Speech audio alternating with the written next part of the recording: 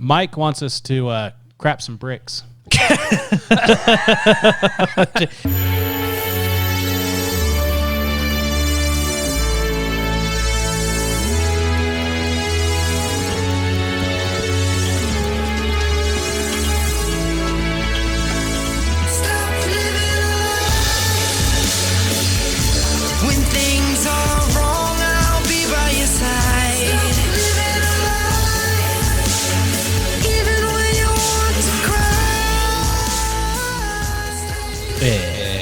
Stop it! Welcome! Welcome And a warm salutations to the Naked Apple. Here I come to wreck the day. Whatever joy you thought you were having today is gone now because you're listening to us. Yes. And we'll do our best to keep it.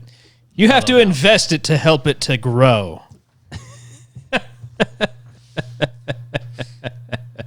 Nothing ventured, nothing gained. That is one big pile of shit. Still ventured. Still ventured. Congratulations. You are now the proud owner of one big pile of anyway. Well, on that note, let's increase the joy exponentially.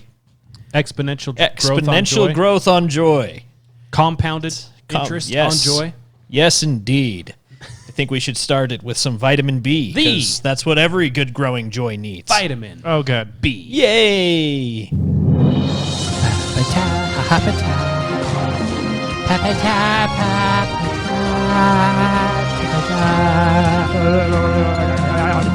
Welcome to your vitamin B. Thank you. We come to you today with news in hand and foot and every other orifice we can hold news in. It's just overflowing. It's overflowing Brimming. with news. Brimming with news. Speaking of things that are brimming, Trump indicted for Hawaii wildfire. Gosh dang it. Once again. Speaking of Hawaii, disaster relief plane flies over Hawaii on its way to Ukraine. As any good disaster relief plane should. Mm-hmm.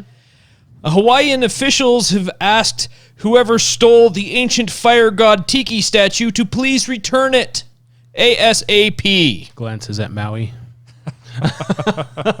Please. In other news, country music industry confused by man actually from country making actual music. They've never seen it before. Was ist das? This is personal to me. This is personal. Speaking of the music industry, backup dancers say they are tired of living in Lizzo's shadow.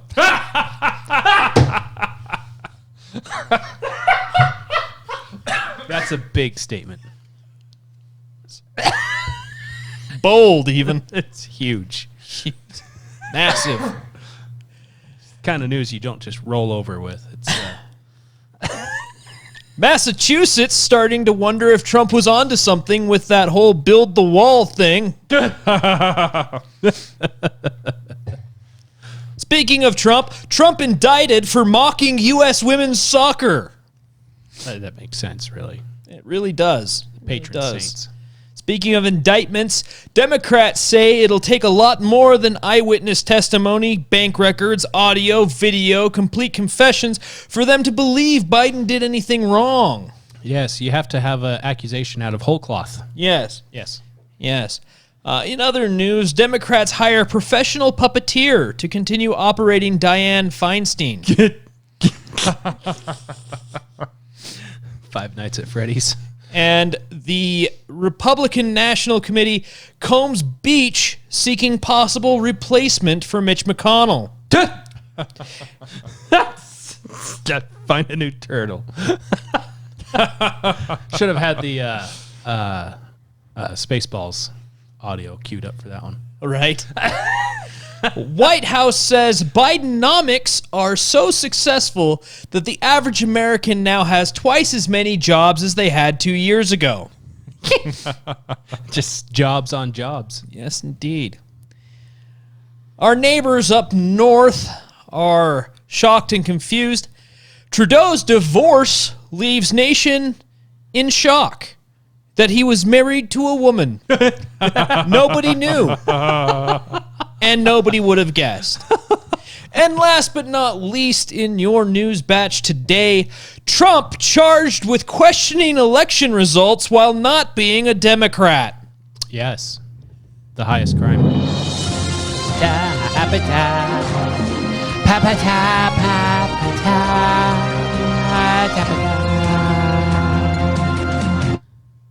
Wow, that was abrupt. Very. Didn't even have time to say this has been the vitamin B. He did. He completely missed. This has been your vitamin B. It's too late now, jackass. Well, I feel uplifted. We're going to have to cut Ekam's pay. We are. We are. Kind of falling short. After he changed his whole accent and everything. Misses a week and he thinks he can just cut corners. Apparently. Apparently. Gosh. Wow. Well, speaking of hilarious news, Joe Biden. Yes. Oh, wait, was that not the joke? Well, I mean, It will be a joke. technically every day he from is now a on. joke. He is the joke. Do you like firearms? Do you Of course. you guys like Yes. firearms? Yes. Yeah? Do you like buying accessories for firearms? Yes. Generally speaking, yes. Generally speaking, yes. The Democrats have proposed a 1,000% excise tax on assault weapons and large capacity magazines. So what you're telling me is that we're going to start selling assault weapons and accessories for a penny plus donation.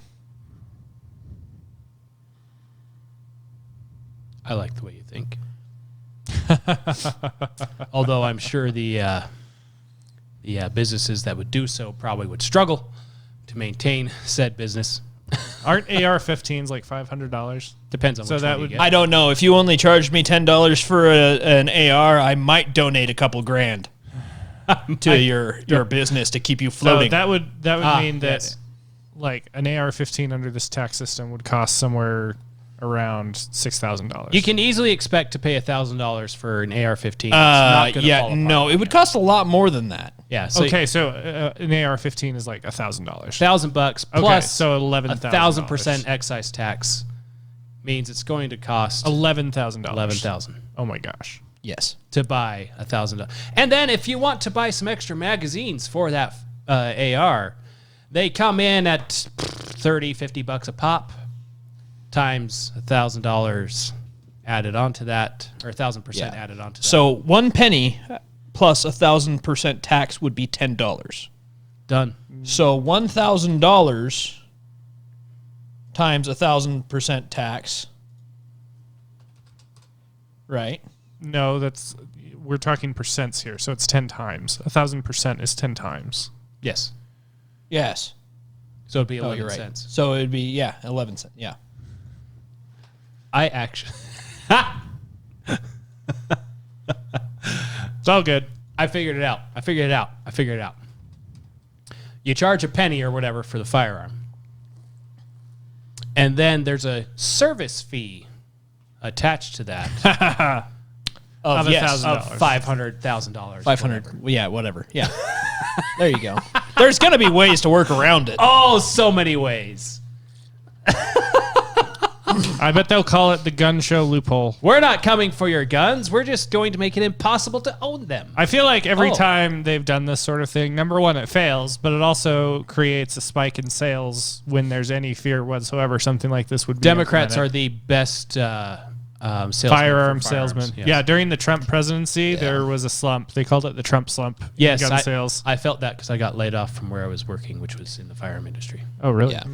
Sucked because it was the best job I ever had. On top of that, Joe Biden is looking to work with the ATF in creating an executive order where if you sell a firearm, any firearm, you have to have a federal firearms license in order to do so. And that's where that kind of workaround would get hung up because they would make one of the requirements for the federal thing that you don't do shit like that. Yeah. I'm sure. Yeah. Yeah. But again, we're not going after your guns. We're just making it impossible to own. Oh, that's Yeah, fine. just like they weren't going after your gold. Yeah, back in World War II. Yeah. Yeah. We're not going after your gold. We're just making it impossible to own it. Yeah. Oh. Okay.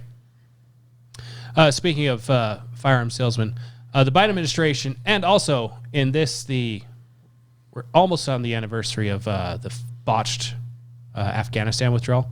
Oh, yes. Since then, the Biden administration has been the single largest donor to the Taliban. Oh. And that's not counting the equipment we left behind. Not counting that. Not counting that. Wow. We have sent $2.3 billion in funds to Afghanistan. Like just cash to the Just Taliban. cash. To the freaking Taliban. No, they sent it to Afghanistan. Not the they sent it to Afghanistan. They want to be clear. We've sent so it who to runs Afghanistan. Afghanistan? So who got the money? It's semantics.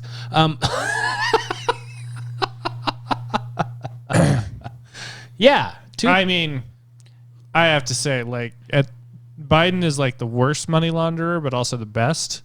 The worst in the sense that everyone knows what he's doing, but the best in the sense that he apparently keeps getting away with it. Somehow. Yeah, Some way. $2.35 billion to Afghanistan reconstruction and humanitarian efforts since 2021. That's what it was used for. Never mind that Russia and China have moved in to Afghanistan as well and have been working with the Taliban in trade deals and human trafficking. and mineral rights and Yeah. yeah. all The of feminists those don't seem things. to care about that one. No. Why would they? No. That's over there, not here. Yeah, exactly. Yep. In a shock to me and probably lots of others, Governor Cox of Utah actually was not happy with Joe Biden. Wait, are you saying that Cox is upset that he got Cox blocked? He got Cox blocked. Hey, that's what I'm supposed to do. Wait, that's my move. That's my move. Can I sue him?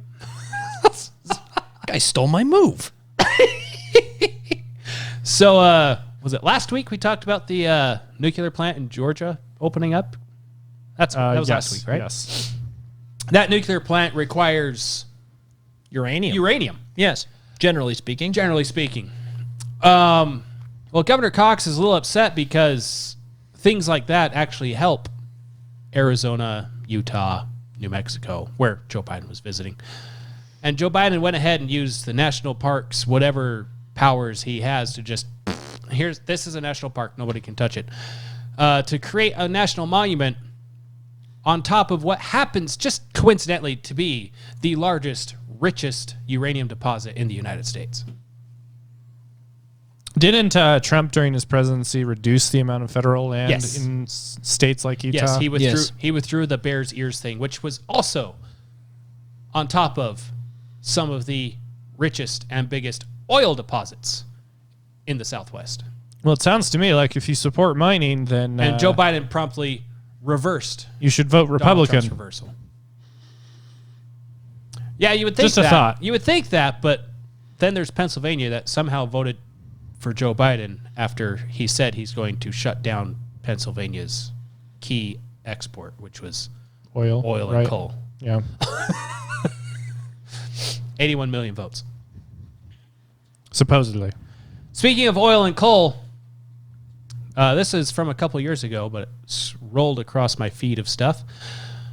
If we treat beef like coal, it would make a big dent in greenhouse gas emissions. Because beef produces 24 times as much CO2 than coal. Huh. Because, the cows go around and be cows and fart. And that creates bad stuff for the environment. But all of the other animals in the world that also go around and fart apparently aren't as big of a deal. So, you should have tofu or something like that instead, because that uses less CO2. Also has a lot of estrogen. Yeah. High in estrogen. Oh, and it's extremely processed, which means it has to go through lots of energy consumption to make the tofu via coal power or something else like that. No, I went through a vegetarian phase, and I actually ate tofu. I'm sorry. Biggest regret of my life. This is actually disgusting.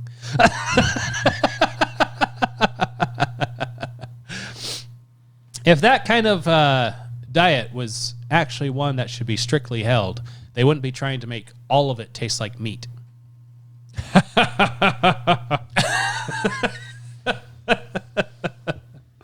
It's tofurkey. What in the world is tofurkey? It's frickin' weird is what it is. It's turkey made out of tofu. You mean it's tofu made to look like turkey? It's the same thing. No. Negative. You want some tofu bacon? I would rather die. So Trump's going through his indictments and such. I don't know if you remember a while ago, Andy No was attacked by Antifa during the Black Lives Matter stuff or something like that a couple years ago. Whoa. The defense attorney threatened the jury. Yeah. That's like not okay. And won. The defense threatened the jury and won. This, of course, happened up in Portland, Oregon. So, there's that. But in closing statements, defense counsel Michelle Burrows told the jurors that not only does she self-identify as an anti-fascist, she strongly declared, "I am Antifa," and insisted upon making herself an "I am Antifa" t-shirt, which the activist attorney said she would wear after the trial. In spite of Antifa's well-documented history of violence, Burrows told the jury that Antifa's unfavorable reputation is untrue and depicted the organized militants as activists fighting for social justice and civil rights. Resistance in this country has never been peaceful, Burrows argued in defense of Antifa, admitting that No's tormentors were, in fact, terrorists. Rather than taking the time to provide evidence as to why the defendant should be free of liability. Oh, by the way, Andy No almost died in this attack. Yeah. He was beaten severely, and they chased him down, and they had text communications and phone call recordings of them basically live feeding where his location was so they could hunt him down and beat him after they beat him already.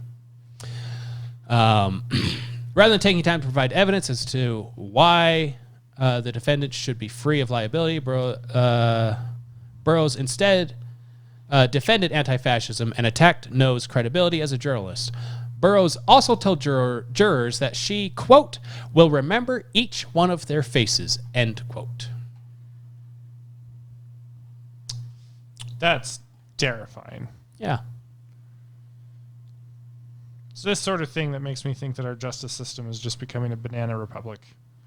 Yeah. How do these judges get into these positions? I don't know. The judge did point out that the jurors were concerned about their safety and being doxxed. People were trying to identify them and stuff. So, under threat of death and whatever, the jury decided that Andy No had no case against Antifa in Portland.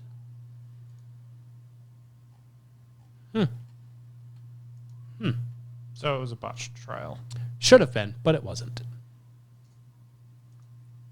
January 6th committee. There was McCarthy basically made a committee to investigate the January 6th committee. And in the investigation, they found, shocking, that the January 6th committee have either destroyed evidence or improperly documented the location of the evidence so that it couldn't be found. Sure. Yeah. No. So, in other words, they think we're stupid. Yeah, nothing was indexed. There was no table of contents index. Usually when you conduct this level of investigation, you use a database system and everything is digitized, indexed. We got nothing like that. So it took us a long time going through it. And one thing I started realizing is we don't have anything much at all from the blue team. The blue team is the Capitol security. the committee that was in Unbelievable. charge of probing Capitol security. So the Speaker Pelosi was the head of all of that because she was the Speaker of the House, and on down through the Capitol Police. That was what they were supposed to look at, and that evidence is just, I don't know. It's just gone. Don't know. Oh, yeah. Yeah, we were using it to throw Grandma in jail for going on a guided tour through the Capitol, but we don't have it. Unbelievable. Banana Republic. The Biden... So Biden's got... Wait, hold on. I want to go back into this. Okay. Destroyed document thing. Okay, so let me go back to this. So, when you get control of the House, you get, I believe it's called subpoena power. Is that right? And so that's how you can form these investigations. Mm-hmm. So the January 6th committee was because the Democrats won the House back in 2018, and then again in 2020. Right? They controlled the House during that time.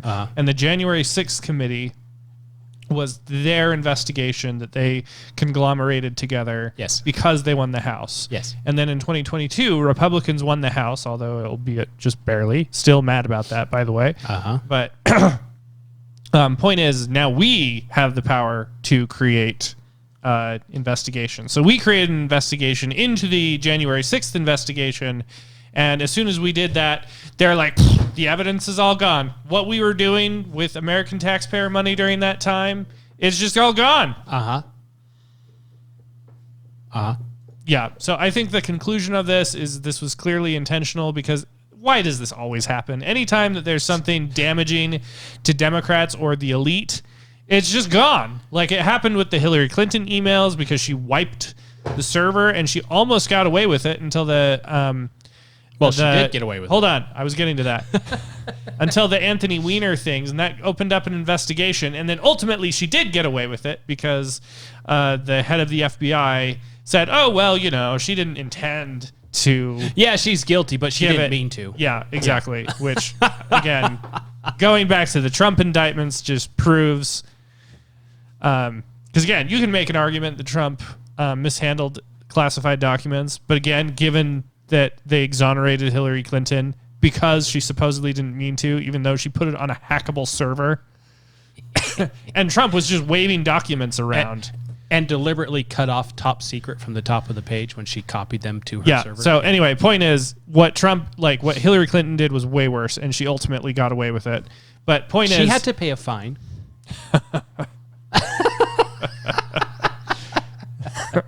Yes, fines are... but yes, material for rich people. Congress does have subpoena power. However, how do they enforce a subpoena?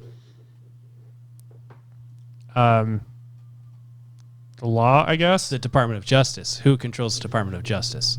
The executive. You're welcome. That's a good point. Gosh dang it. Thanks for helping me think through that one. I never said at the beginning of the last episode, did we not say this was not going to be fun? And yet here you are, still listening, hoping upon hope that there's something in here. Anyway, but again, and then the this is not a government conspiracy per se, but the Jeffrey Epstein stuff. They're like, oh yeah, well, yes, we did have him on tape in his cell, but just those moments when he got murdered, committed suicide, those tapes are just gone. I don't know what happened guards to didn't him. notice they were shopping for furniture. Oh yeah, and at the guards they fell asleep. No, they were shopping for furniture. Oh, is that what happened? Yeah, they were on the computer. That's the official story. Shopping for furniture at the time, so they didn't notice that the cameras stopped working, and they didn't notice him screaming or anything in the cell. Yeah, so that's the official story. But hey, they put Ghislaine Maxwell in jail. They locked her up for child trafficking to nobody. Yeah, didn't she have clients or something? No, she was just trafficking children to nobody. I feel so much better now. Maybe this will help, Keith. Anyway, maybe this one will help. Yeah, anyway, the point is every time this sort of thing happens, my conclusion is they think you're stupid. Like Yeah. they're just going to be like, oh, it wasn't us. I don't know what happened. Once or twice is incompetence. Continual results in your favor is not incompetence. Maybe this one will help you. So when you become president, you have a transition team. It's usually your campaign staff mostly. And usually they end up becoming I didn't know you had to be trans to be president. Well, today's thing, it's in the... You got to use some lemon and a hairdryer to find it in the Constitution, but it's there. But anyways, Biden's border policies are atrocious at best. And one of the officials from Biden's transition team was caught on camera saying that the border crisis is a boom for his business via What is the his business? Well, he gets a bunch of government grants for helping people on the border. Helping people on the border. Yeah. Yeah, we'll talk more about that next week. It's senior official who handled immigration policy on President Joe Biden's transition team was caught on video bragging about how he used the border crisis to help unqualified organizations secure billions of dollars in non-compete federal contracts to detain immigrant children and adults. It's been a boom for my business, said Andrew Lorenzen Strait during one of several recorded conversations with Project Veritas, a conservative nonprofit group. Yeah, that guy's not a sex trafficker at all. No. And you look at the little picture of him, he's definitely not a pedophile. No. Not in the slightest. Millstones. Make millstones great again. Impeachment. Articles of impeachment are ready, just not officially filed. 4 articles are there. And Mitch McConnell spoke up about it. He warned that an impeachment on Biden is not good for the country. Oh, you don't say. But keeping Biden, a known, provable criminal who's extorting the U.S. and being extorted himself to promote and improve his family wealth, that is not damaging to the country.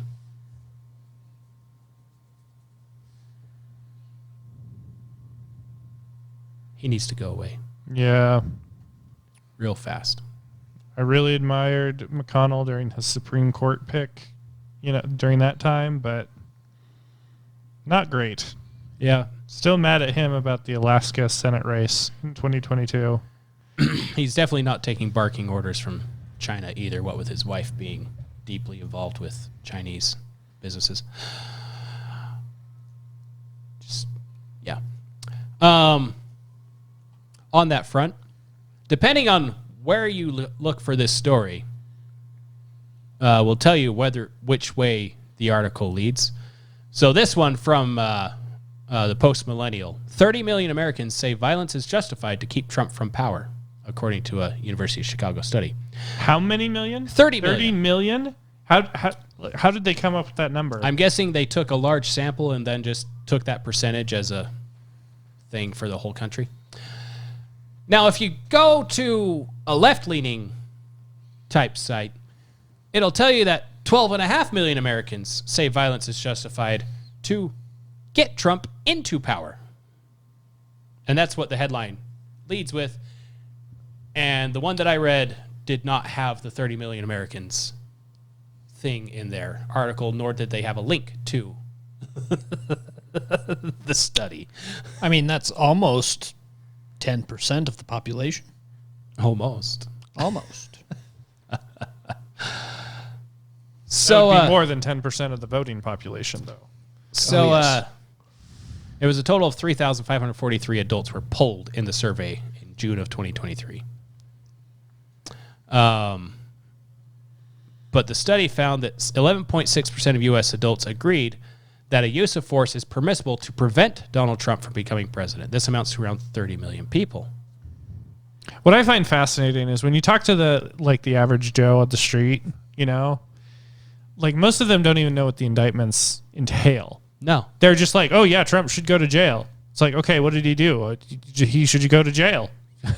He was indicted. He's like a criminal, That- I guess. Okay, for what crimes? And most people Yes. most people don't understand what an indictment is either. It's the prosecution goes to a jury and says, I have this evidence. We need to bring him in to have a trial. Yep.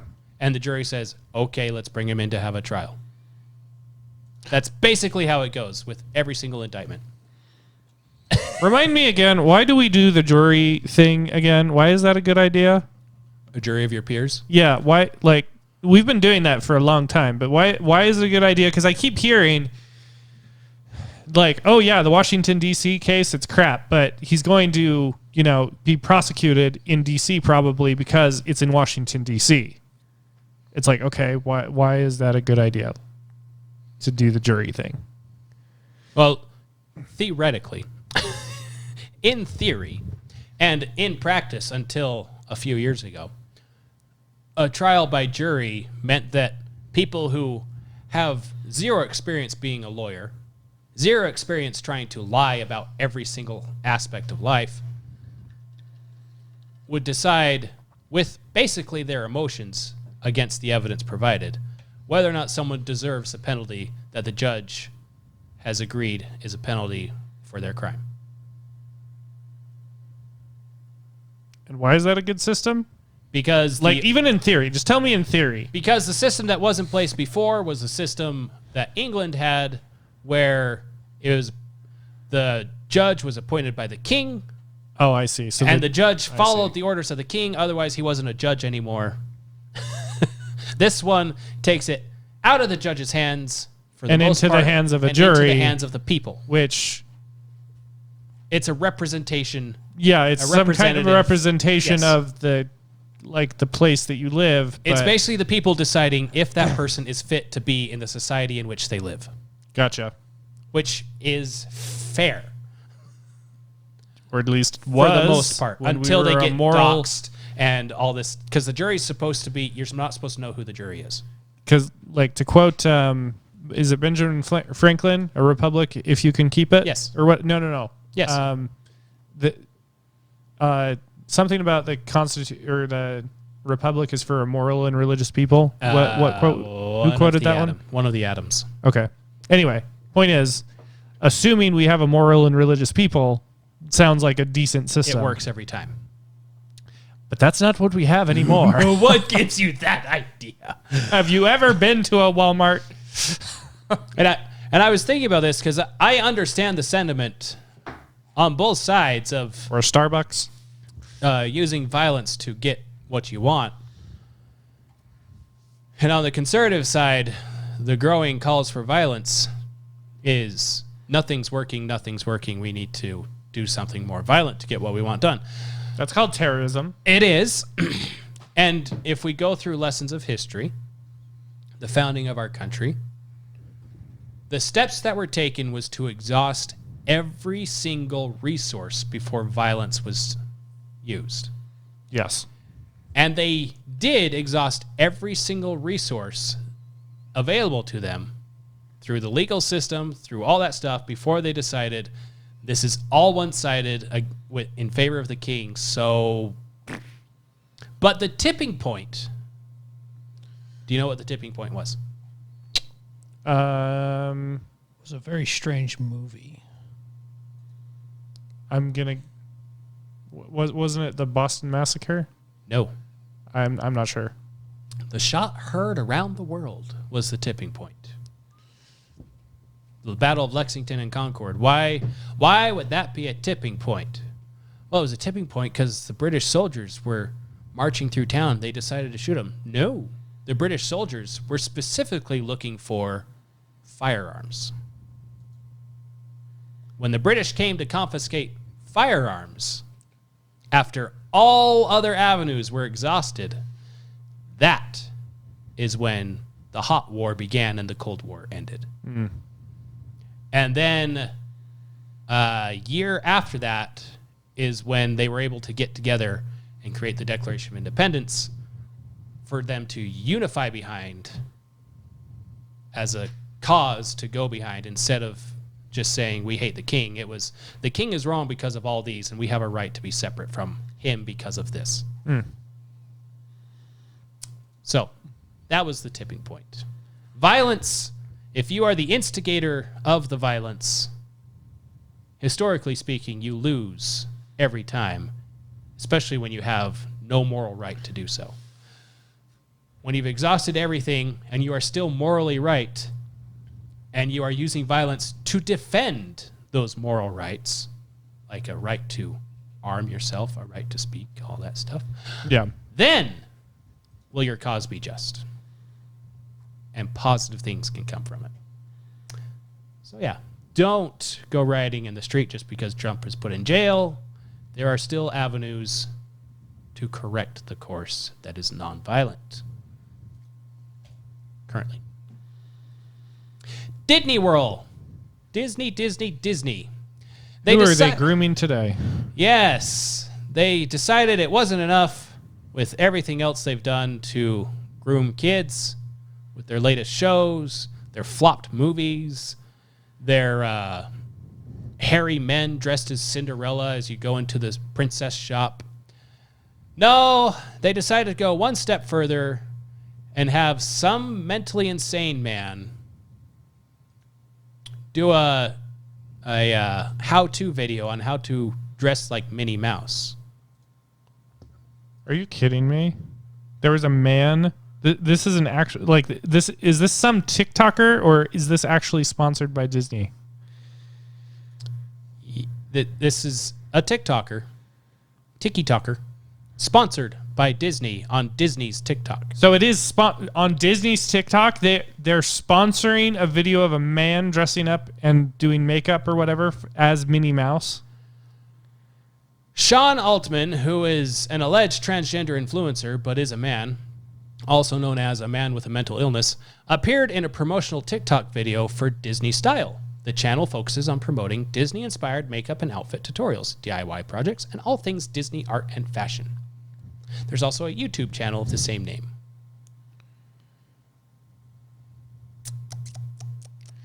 I really don't understand why large companies like this insist on doing this to their intellectual properties. Because like for a large company like Disney, their IPs are a really, really big deal. Mm-hmm. And they go after people for improperly using their character's likeness. Uh-huh. And the reason they do that is because that can influence the impression people have when they see their IP. Yes. It's a really big deal. Yes, and they have to fight it every time, otherwise they will lose every time. Yeah. And then one day they come out with this, and that causes that causes influence to their IP. Yes. You think parents are going to show their kids Minnie Mouse from now on, any of them, if Disney is putting out things like this that are so repulsive, especially after Bud Light? Yep. And this is an insane market strategy. And the critique may be that Disney doesn't actually run that site. And that may be true. However, they allow it to be up.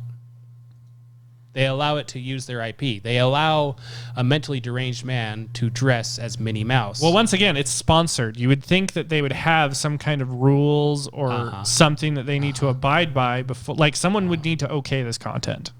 Is what I'm saying. And if they're doing this to their own IPs, they're only shooting themselves in the foot. And isn't Disney losing tons of money? Let me look at their stock price. Yes, they are. Hold on. I'm looking at their stock price right now. They are losing tons of money. They are losing tons of subscribers to Disney Plus. Disney, Yahoo Finance. Yeah. Yep. Pulling this up in real time.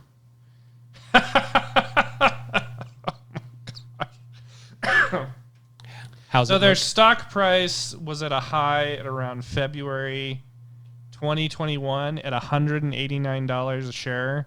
Now they're down to $87 a share. And they have not been that low. This is I would have to go, let's see. I would have to go beyond the 5-year to find out when they were last that low. So they were last that low around 2014. Which, if you look at the performance of the S&P 500, that is horrifying. You hate to see it. You hate to see Yeah, from it. a business perspective, that is just horrifying. But yeah, like they're shooting themselves in the foot if they're doing this with their IPs. Yeah, this is no time for nonsense. Let's just put it that way for Disney, and yet they just keep rolling out the nonsense. So this brings to mind a certain scripture from Isaiah. It says, "Ah, sinful nation, a people laden with iniquity, a seed of evildoers, children that are corrupters. They have forsaken the Lord. They have provoked the Holy One of Israel unto anger. They are gone away backward. Why should you be stricken any more? Ye will revolt more and more. The whole head is sick, the whole heart faint." Another translation of it is, "Where will you yet be struck?" For the why should ye be stricken anymore? It's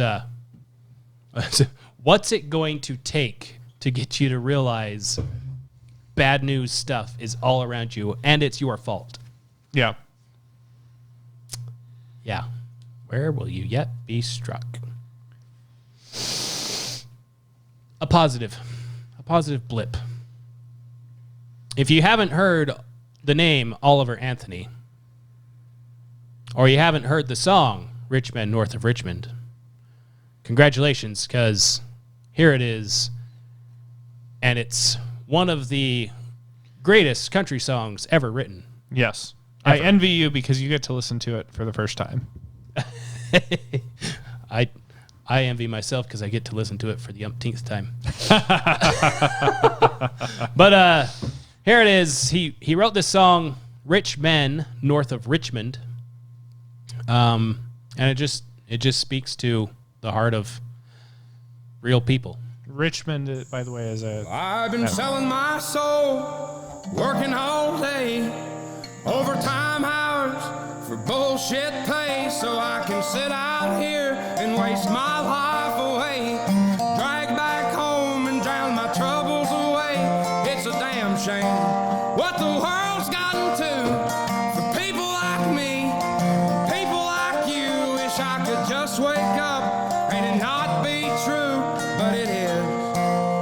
Oh, it is living in the new world with an whole soul. These rich men north of Richmond, Lord knows they all just wanna have total control. Wanna know what you think, wanna know what you do, and they don't think you know, but I know that you do. 'Cause your dollar ain't shit, and it's taxed to no end. 'Cause the rich men, north of Richmond.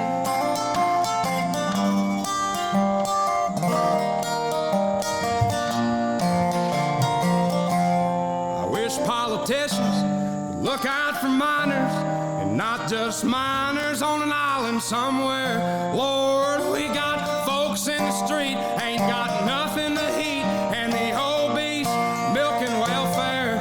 Well, God, if you're 5'3" and you're 300 pounds, taxes ought not to pay for your bags of fudge rounds. Young men are putting themselves 6 feet in the ground, 'cause all this damn country does is keep on kicking them down.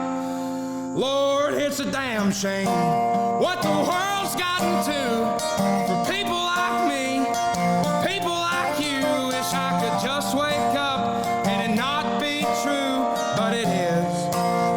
Oh, it is living in the new world with an whole soul. These rich men north of Richmond, Lord knows they all just wanna have total control. Wanna know what you think, wanna know what you do, and they don't think you know, but I know that you do. 'Cause your dollar ain't shit, and it's taxed to no end. 'Cause the rich men north of Richmond.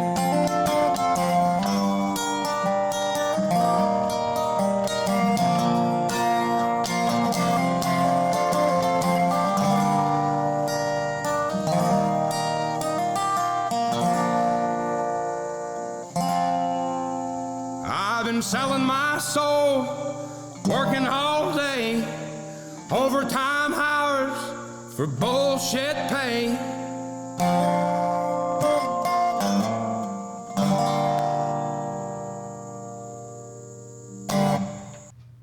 There you go. That's a brilliant song. And I like what he's doing because multiple outlets have reached out to him for comments or interviews and things like that. And his primary response has been he's not doing any of that because he doesn't want it. He doesn't want to be seen as political. He wants to keep this as raw and emotional as it is and not be thrown into the middle of politics, even though politics surrounds almost everything that that is life. But I think it's brilliant because articles can't definitively put in there conservative songwriter puts this there, and so now the left side doesn't listen to it at all. Yeah. And I think that's part of why it's number one everywhere right now. Yeah. No, that's a good strategy. I did send you a clip though of one of his first performances after the song went viral. Right. It's only been viral for like a week or something like that. Yeah. But yeah, why don't you? So to set this up here, if you became an overnight sensation, what do you think your first reaction would be? Like message would be to this audience that now is cheering your name? Because most people, they would like,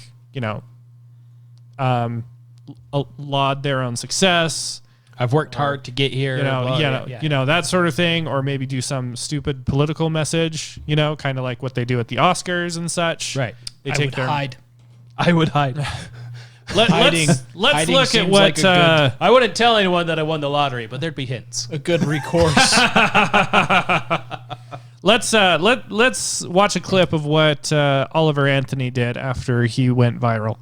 And The wicked plot against the righteous and gnash their teeth at them, but the Lord laughs at the wicked, for he knows their day is coming. The wicked draw the sword and bend the bow, to bring down the poor and needy, to slay those whose ways are upright. But their swords will pierce their own hearts, and their bows will be broken. Better the little that have righteousness than the wealth of many wicked. For the power of the wicked will be broken, but the Lord upholds the righteous. The blameless spend their days under the Lord's care, and their inheritance will endure forever. In times of disaster, they will not wither.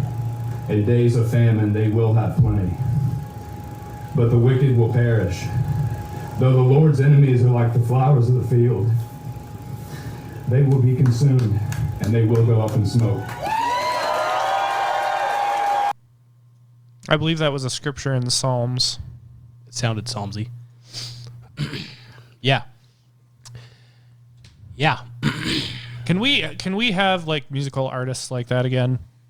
This is Right.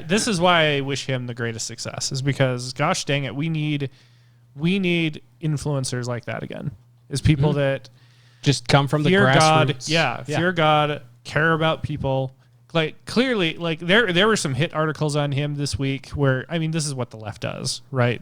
Like anytime someone becomes famous for opposing their narrative, they try to ruin their life. I'm sure they're, looking through his past right now as we speak, trying to destroy him. But like these were like petty accusations. Like they basically said, "Oh yeah, he just made this song to make money." No, that's not how going viral works. Most likely what happened is he wrote this song expecting it to be Just like all his others. heard, by all of his other songs, to be heard by the same dozen or so people that normally listens to his song. And then he was wrong about that particular song. It was heard by not just a few dozen, but millions of people, and it exploded overnight. Yeah, apparently gingers aren't just soulless. Whatever soul they have explodes out in one massive song like this. But I think something like this, whether it is him or somebody else, something like this, I think will be kind of the Thomas Paine of our time. Yeah. Because Thomas Paine, He wrote Common Sense. he was he was known about-ish. He had other works before Common Sense, but Common Sense became the most printed booklet, whatever thing at the time in history. Because it spoke to people's soul of what they were feeling at the time of these are the times that try men's souls. Things that people were feeling beat down, they were broken, they were tired of the king, they were tired of this failed revolution, they were tired of struggling on the farm, struggling to just get by, struggling with avoiding the all the stuff, all the bad stuff. But at the same time, something like this rolls around and it, even though it's complaining about all the terrible stuff, it gives you hope. Does that make sense? Yeah, it does. I guess. It does. It's just, yes, that's how I'm feeling. And you see it go viral and you think, oh, I'm not alone. I'm not alone in how terrible I feel right now. But yeah, little glimmer of hope here at the end of the bushels of new stuffs. Bushelsome? Bushel. It's bushely. It's awfully bushely. It's a little bushely in here. Thanks, Wilhelm. Congratulations. Heard that sound effect officially somewhere. handicapped. Officially handicapped. So now, Mike wants us to crap some bricks. You might crap a brick when you go through all can't the wait. information I have. It's BRICS. BRICS. BRICS. Brazil, Russia, India, China, South Africa. They're all having their little powwow Yep, next week. next week. on The 22nd through the 24th, I believe, is the date for the summit. Yeah, so if So- we don't have a show next week, it's because the internet collapsed. Internet's not going to collapse next week.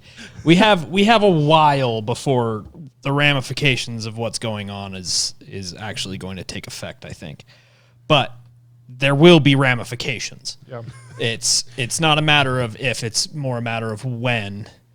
And There will be. There will be. Yeah. So in other words, and nobody's talking about it. And that's the thing that kind of bothers me about it, is that literally nobody is talking about it. Well, there's nothing to it, really. so There's a lot to it. in other There's words, a lot to if you're listening to this week's episode, sit back and relax and enjoy it while you can, because Yeah. things are going to get so much worse. Let me explain. No, that would take too long. Let me summarize. So this is going to be really. I should do this as a slice of history because it's basically what we're doing right now. I mean, you're in control of the board over there. I can. So I can do that. it's all on you. Slice of history. Yeah.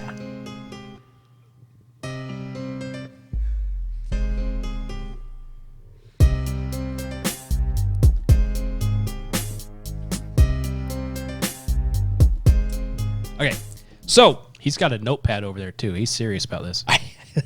dude, I have so many tabs open on my window right now. It's not even funny. Is that why your computer's smoking over there? Just a little bit.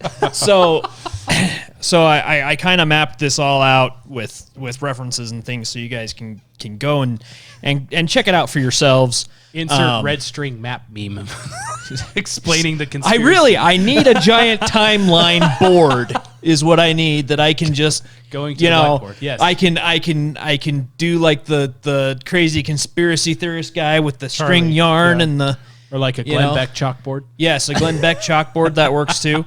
Either way, I've seen it both ways. I've seen it both ways. So, to kind of get a grasp of what is coming, we really kind of need to understand what's come before.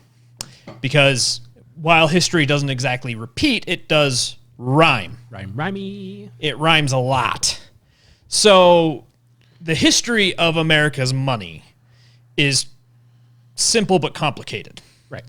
So, when America first started a monetary system, it began with a gold standard, Like every other country like at the time. every other country.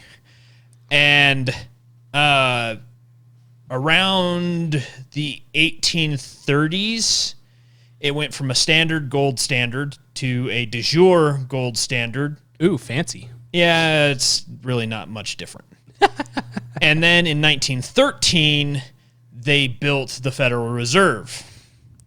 In 1913, the Federal Reserve was required to hold 40%. Say what? When did World War I start? Sometime about then. Yeah. Interesting. Yeah.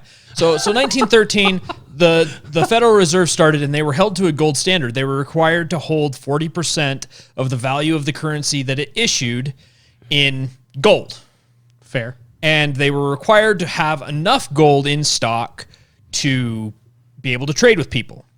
Now, it was about this time as well that America began pushing the rest of the world into using American money as the world reserve money. Around 1913? Yes. Again, when did World War I start? Yes. It's all connected. I know. And it's really, really interesting when you look at the history. I've walked this lonely road before. Yeah. So, and it gets crazier. Okay. So 1913, the Federal Reserve comes up. The Federal Reserve is held to a gold standard. They begin to push for a world reserve currency. Now, a world reserve currency is simply when a large quantity of currency maintained by central banks is used by countries for investments, transactions, and international debt obligations. Now, the problem with a reserve currency is that they're pretty much always fated to collapse. Because the only way that you can maintain an actual world reserve currency is for the holder of the world reserve currency to operate at a trade deficit 100% of the time. Mm-hmm. And so the only way that you can really do anything about that is to postpone it by putting in stopgap measures. Yes. So first stopgap measure upon becoming a world or upon trying to become a world reserve currency, because it damn near bankrupted our country. Right. To do that, we at the time only had 44 nations that were depending upon our currency. It was the original United Nations. All became the League of Nations. Yeah, essentially. All 44 of them all were using our currency for trade. Okay? Our currency began to devalue at an alarming rate, causing there to be a run on gold. Certainly. Everybody started buying gold and exporting it out of the U.S. Certainly had nothing to do with exporting our inflation. Yeah, nothing at all. And so in 1933, to prevent the run on gold, Roosevelt removed us from the gold standard. Hooray. Because our inflation was out of control, not because we had a gold standard, but because we were a world reserve currency. Exporting our currency. Exporting inflation. Because exporting currency is a terrible, terrible thing to do to your currency. So 1933 hits, we move ourselves off of the gold standard. Well, we instantly ran into problems not being on a gold standard. Hold on. When did World War II start? Yes. Okay.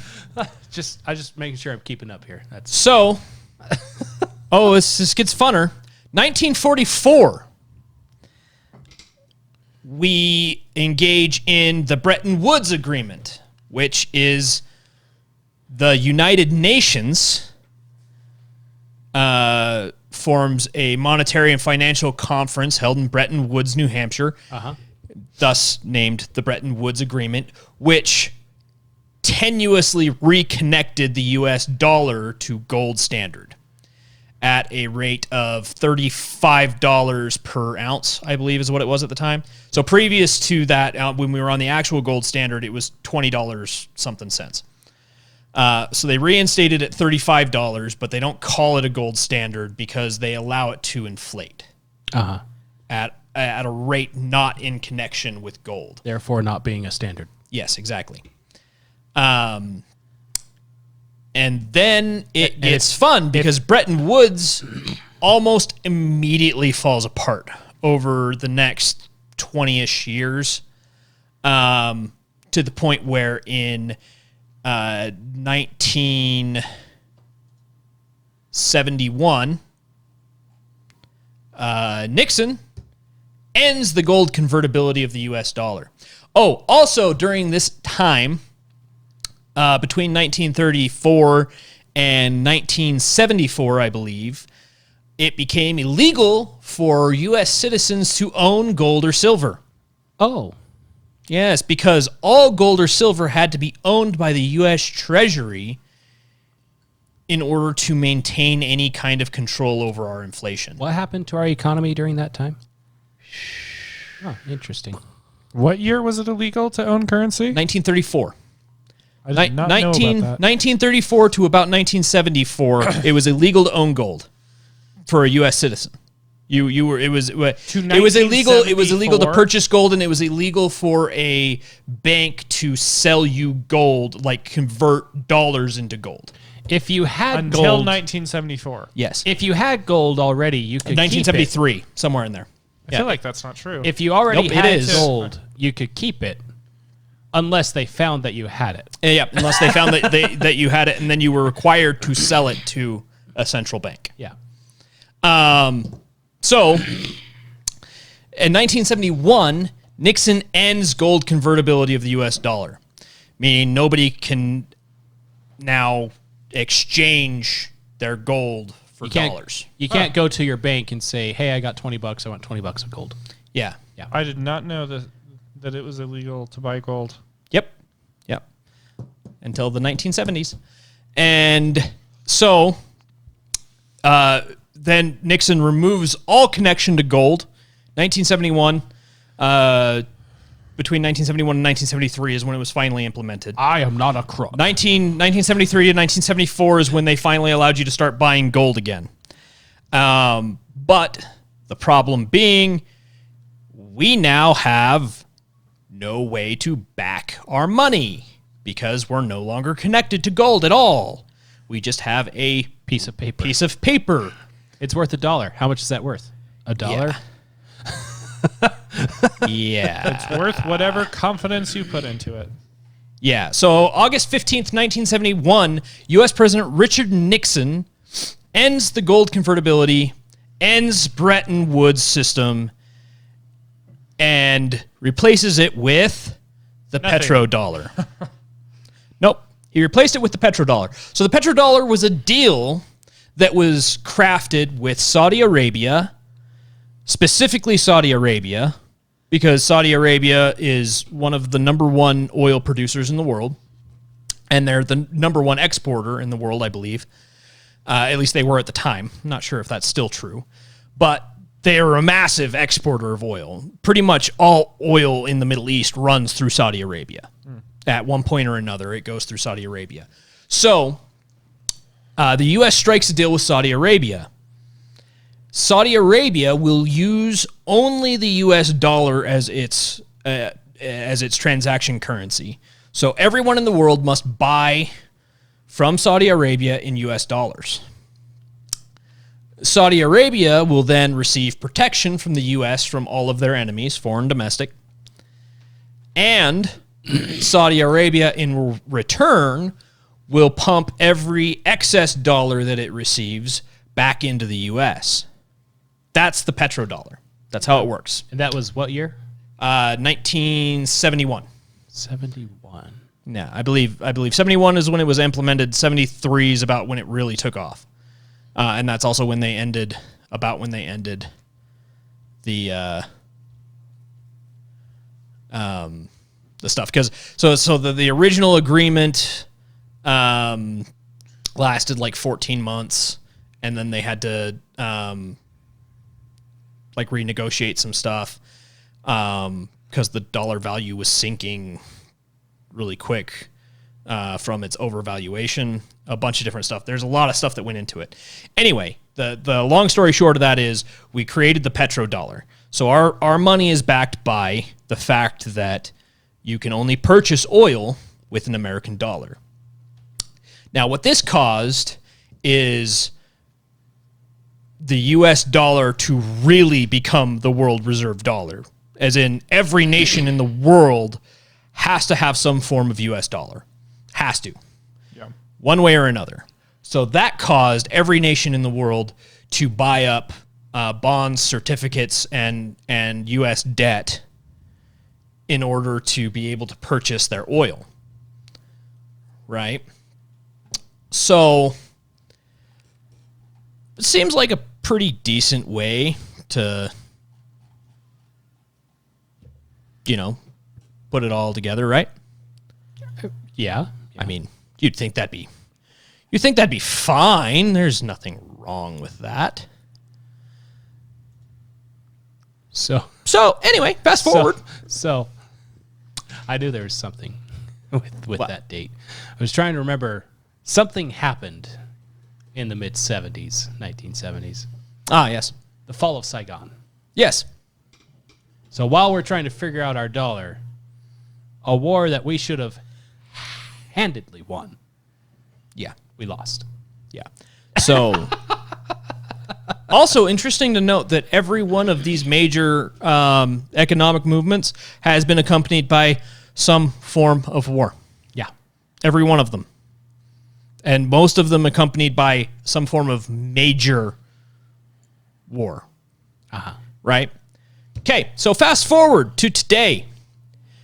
Back in 2001-ish, Goldman Sachs started talking about the fastest growing economies in the world. And they tagged 4 specific countries as the fastest growing economies. That would be Brazil, Russia, India, and China. Oh, BRIC. BRIC. Yes. And it's now called BRICS because South Africa joined in 2010. That's going to be a long So- acronym if next week goes as planned. Oh, I know, right? So what is BRICS? BRICS is Brazil, Russia, India, China, and South Africa. BRICS has a combined area of roughly 15.3 million square miles and an estimated total population of 3.21 billion people, or about 26.7% of the world's land surface and roughly 41.5% of the global population. So those 5 countries alone make up over a quarter of the world's land surface, meaning also over a quarter of the world's land resources, and Theoretically, yes. 41% of the population with just the 5 countries. Well, when you have China and India, that's kind of Yeah, it's huge. that's like 30% also- right there. Also, they have a combined GDP of 28.6 trillion US dollars, which is about 26.6% of the gross world product, and a total GDP of around $56.65 trillion, roughly 32.5% of the global GDP. So it's only a force to be reckoned with. And Wikipedia states that they have an estimated $4.46 trillion in combined foreign reserves, which would be what you would use to purchase oil and things like that. I, however, know, and I wasn't able to find a reference for it. I will try to find the reference for it here later. But I happen to know that China alone currently, because the 4.46 was as of 2018, but I know currently this year, China alone owns $7.2 trillion worth of foreign reserves, being U.S. currency. Okay. So BRICS is not a joke. They have a lot of land, they have a lot of populace, and they have a lot of trade revenue in the world. They make up a large portion of these things. Okay. So then the reasoning behind BRICS. So it kind of started, like I said, back in 2001 as kind of just a investor's way of noting these up and coming countries with economic growth that looked like it was going to be incredible.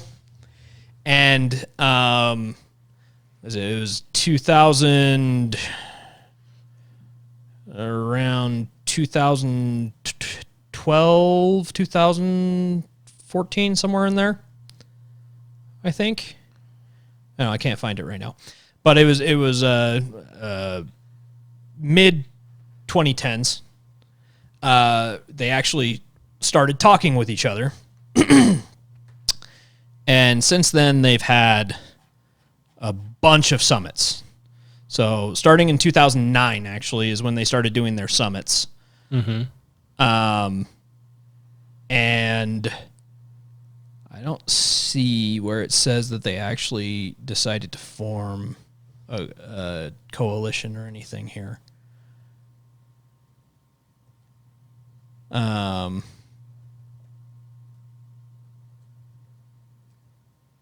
But anyway, regardless, they finally decided to band together, and their purpose was it has a few layers to it. The first being they want to challenge the World Bank model. So they want to challenge the Western ideal. They want to challenge Western economic standards, basically. And they want to expand. And they want no sanctions against Russia. It's basically what they're looking for. Right? Right. So then you go 2022. Well, how are they going to accomplish that? First thing is they join forces, begin to create trade with each other, begin to support each other when the rest of the world won't. And then 2022, they decide they're going to create a currency that is going to replace the world reserve. So they're creating a gold-backed crypto. Okay? Mm-hmm. That all kosher. That's pretty par for the course. Everybody kind of knows those things, right? If you're going to have a crypto-style currency for your thing, might as well have it backed by gold, so then it's at least as digital as it is, it's backed by something physical. Yeah, right.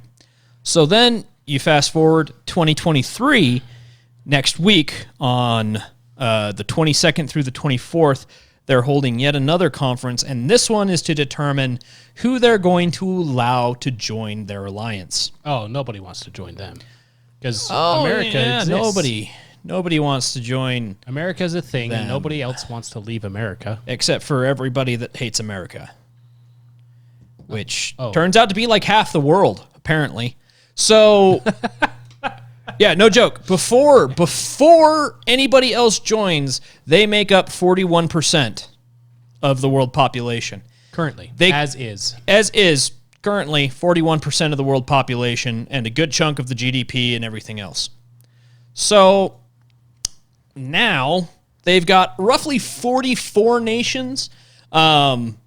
And Wikipedia only currently has, I believe, like 36 or 38 listed. But I know as of last week, there were about 44 that had expressed interest. A handful that are officially on the docket. Yeah, there's like 30 of them that are officially, have officially made a proposal application to join. And 44 total that have expressed interest. Oh, that's not a big deal, right? It's probably just like countries you never heard about, like Uzbekistan or something. Well, actually, I think.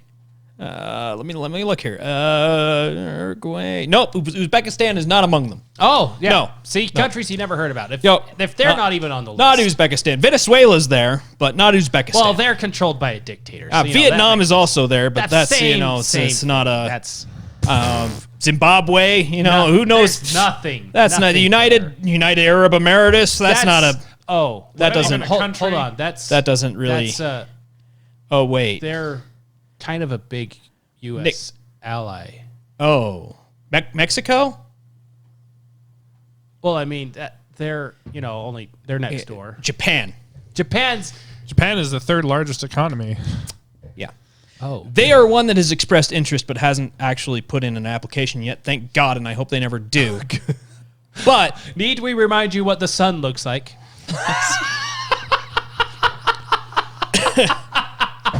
amongst the 44, over half of the top 25 oil purchasing countries in the world are on the list, including Saudi Arabia. Now, why would Saudi Arabia want to do that? So, this leads to the question, what happens if someone like Saudi Arabia joins BRICS? Well, if Saudi Arabia joins BRICS, the agreement with the U.S. is null and void. Because, for one thing, Saudi Arabia has openly joined a hostile... You're talking about the petrodollar? Yes, I am.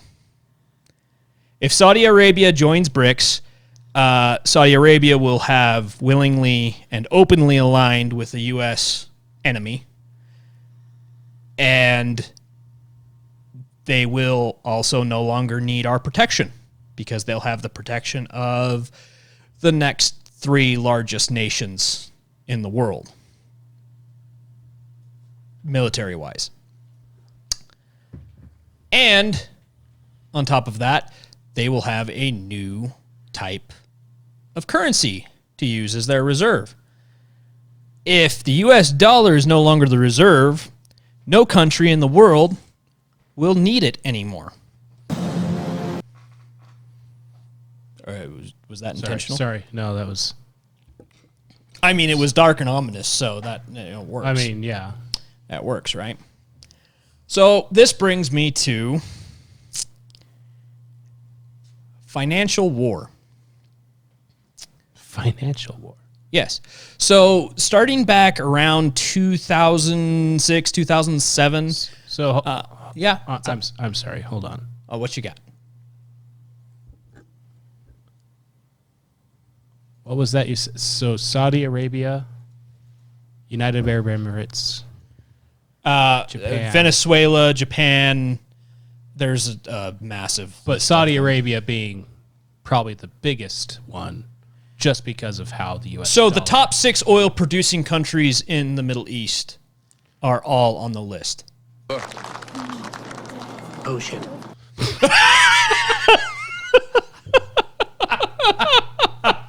Yes. Sorry, I had Yes. to backtrack to stage that because it took me so long to Yeah. find it. Yeah. Yeah. Right? So and this is where I'm getting to the highlight the there's possibly a silver lining here, right? Okay, this looks really, really bleak.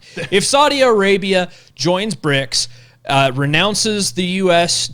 As a reserve currency, then all of the U.S.'s currently foreign currency will flood back into the U.S. because none of those countries will need it anymore. Well, that shouldn't really affect me.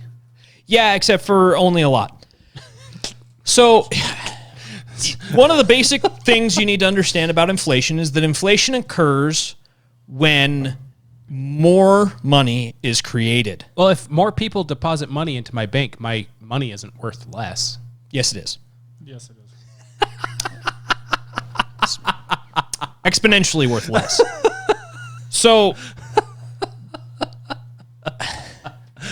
how much money does the Federal Reserve add to the economy every year? At least $2. I actually don't know the answer to that question. I know you're not supposed to ask a question that you don't know the answer to. I'm honestly asking you. So, all right. This last year, well, not this last year, but 2020. In 2020, the Federal Reserve added $2.3 trillion to the economy. Uh-huh. Okay. $2.3 trillion. Just the 2.3. Just the $2.3 trillion. And in 2020, between 2020 and 2023, we've had some of the worst inflation we've ever seen. Yes. Hands down, some of the worst inflation we've ever seen. At least since Jimmy Carter. Yeah, so the $2.3 trillion was put in because of... Any guesses? Anybody got a guess? Oh, say that again. Sorry. 2020, $2.3 trillion. What was that put into the economy for? because of the 2020. What happened in 2020? COVID. Got it in one. My Corona. COVID. Okay, so COVID forces the American economy to shut down. The government decides to hand out money, prints $2.3 trillion. Inflation skyrockets. Our money devalues incredibly. And we have one of the worst economic downturns since the Great Depression. So you're telling me that shutting down an entire country's economy and then pumping it full of fake money so the people still think that they have money is bad. Without actually producing goods from Yeah. that money is bad for the country? Yeah, it's really bad for the country. So you remember when gas was like $2 a gallon, and now it's like I remember that. I was there. $4 a Aragon, gallon? November 1,000 years 2020. ago. It was under $2 a gallon. yeah, Beautiful time. yeah, and it's more than quadrupled since then, right? Well, doubled, but yeah, more than doubled. More than doubled. Yeah, it's more than doubled. More than doubled since then. And that was just $2.3 trillion that got pumped into the economy. So how much would this be? All said, 44 countries dumping their money back into our country would be somewhere in the vicinity of $70 trillion. 70. Keith just had a stroke. So, I'm having a Yes. McConnell stroke right So, now. put back to what I was getting to here. hold on to what you were saying. How Yes. much does the Federal Reserve add to the economy every Yeah. year? Well, until 2020, you probably could come up with a decent average Okay. to kind So of that would figure be that out. about. What was your decent average? I don't know. So that would be Because around I'm 300 to 400% inflation. Yes. I'm stuck on, since January 2020, the United States has printed almost 80% of all U.S. dollars that exist. Yes. Yes. Since then. Yes. Because the 2.3 trillion almost Again, doubled what we had. that doesn't necessarily mean that inflation would increase by that much, because remember, like, prices are determined by transactions. Yes. And so if Correct. your value is tied up in assets, once you liquidate those assets, then you would have more money chasing fewer goods. Right. But if the goods are tied up in assets, then it wouldn't be chasing those goods. Right. Which is why what's going on with BRICS is so dangerous. Yeah. Because that's a flood of money that has no asset Yes. attached to it. And it's literally just straight On cash. top of that, You couldn't burn money fast enough to offset what would be pouring in from outside the U.S. back in 2008 with the crash, the United States bailed out the banks Yes. around the world, Yes. not just the U.S. banks. Yes. Because central banking. And we weren't allowed to know about that for 12 years, I think it is. yeah. So 2020, massive crash, not just in the U.S., but around the world. Mm-hmm. How many banks were bailed out by the U.S. around the world? But we aren't allowed to know about it yet because 12 years. Right. Well, there's a reason why they spend trillions and trillions of dollars and you can never figure out where it all goes. Uh-huh. So this brings me back to what I was going to bring all this in on. Financial warfare. So back 2006, 2007, even before that, as early as the 1970s, this was a military strategic idea. But 2006, 2007, the CIA and some of the intelligence agencies really start digging into it. This idea of financial warfare. So most of you have heard of economic warfare, Sure. which we've been engaged in for decades. You know, that's literally what the petrodollar was economic warfare on everybody else in the world for whatever godforsaken reason, right? So financial warfare is the idea of using a country's currency and a country's inflation to tank the country. So rather than attacking their economy by buying up their real estate, purchasing their goods, jacking up their prices, reselling inside the country for ridiculous rates and things like that, they're essentially focusing it down to just the currency, and that's what financial warfare is. Okay? It's basically the Rick and Morty thing where he goes into the planet and their currency 1 equals 1, and he changes it to 1 equals 0, and the entire planet just collapses. Yes, that's exactly what it is. What it is. That is exactly what it is. 1 equals 1, 1 equals 0. Okay? So you have 2006, 2007, they start looking at this. Actually, I think it was a little bit before that. I believe they started looking at it around 9/11. When the first terrorist attack happened, maybe a little bit before that, they were talking about these things. At least that I know of. They could have been talking about it long before that. But from what I understand from my research, they started really digging into it early 2000s. Okay? So they start digging into these things, and they see a glaring weak spot in everything that we have, which is our money. Because we're selling to foreign governments, we've taken on the world reserve, we're doing all these things that are extremely, extremely risky with our currency. And we're buying out all these countries, we're bailing out all these countries, we're bailing out all these banks, doing all this stuff. And getting nothing in return, basically. Getting nothing in return. So the reason why the history lesson, everything that I gave, was important is to understand what it is that they're trying to do to offset. And I don't know that it's going to be enough. So, from the beginning until 1933,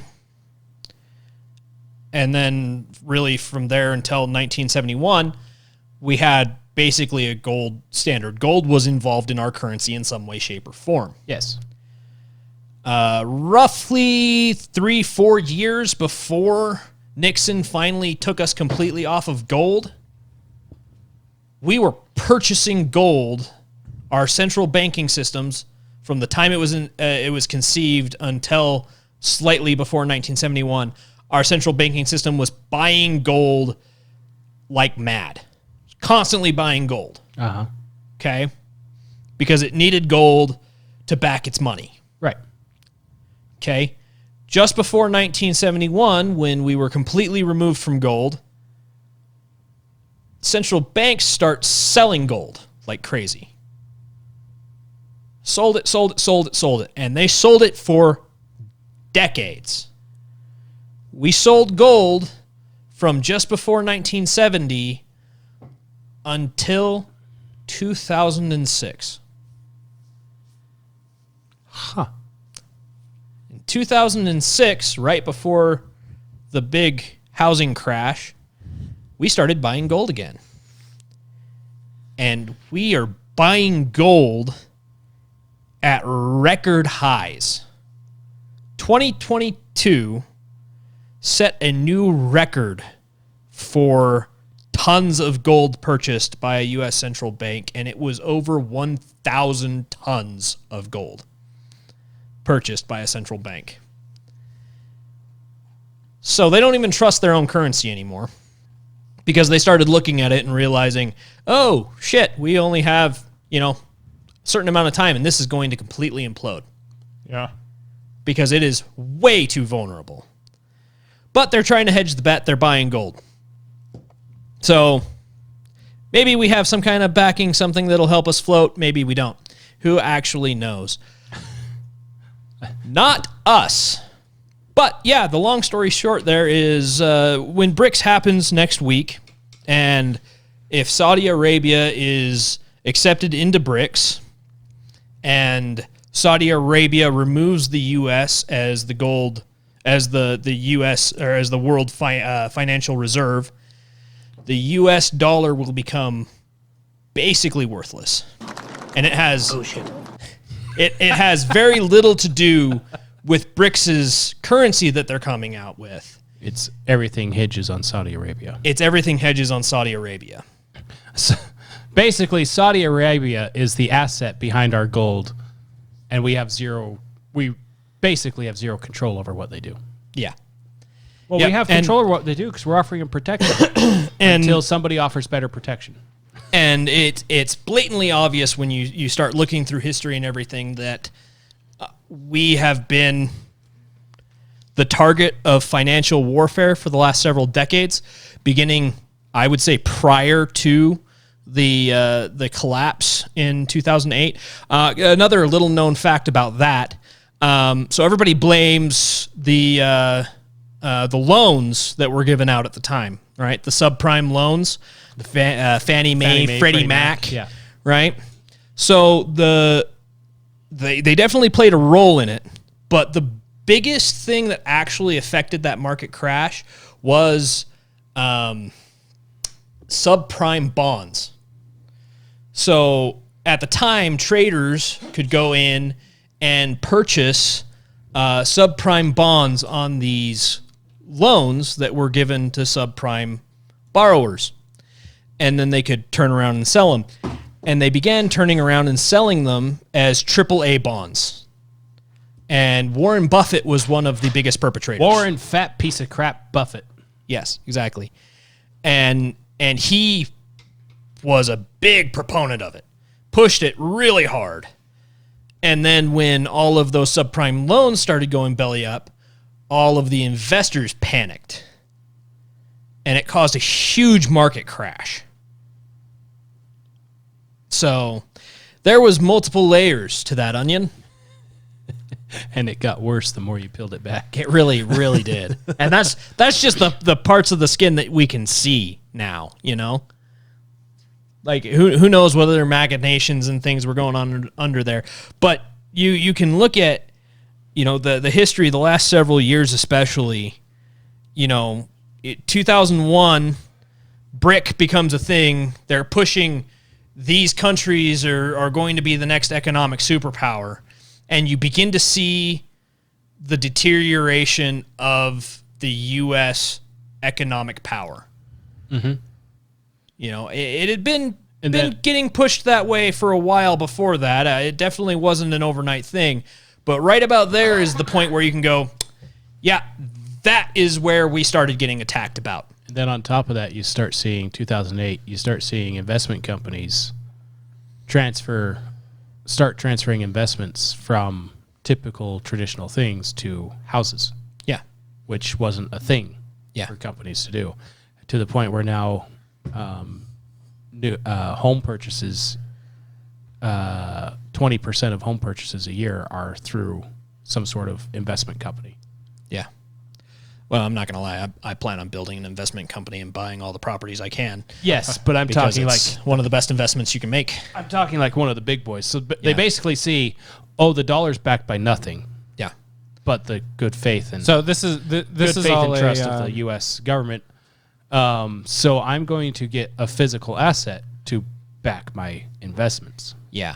So you have 2001. BRIC comes out as a push of, you know, up and coming economics. 2007, 2008, you begin to see the market crash in the U.S. And then, you know, we have several years of decent, and then, you know, our economy's kind of floating along. Then Trump hits, and our economy just right back up. Almost as if it's being dismantled on purpose. It's the strangest thing. Yeah. And it really doesn't take that much to fix it, but it's being dismantled on purpose. So then It's weird how how do you derail something like that? it's weird how 2017 a lot of things just worked, fell into place, Right? yeah. and were balanced. Right?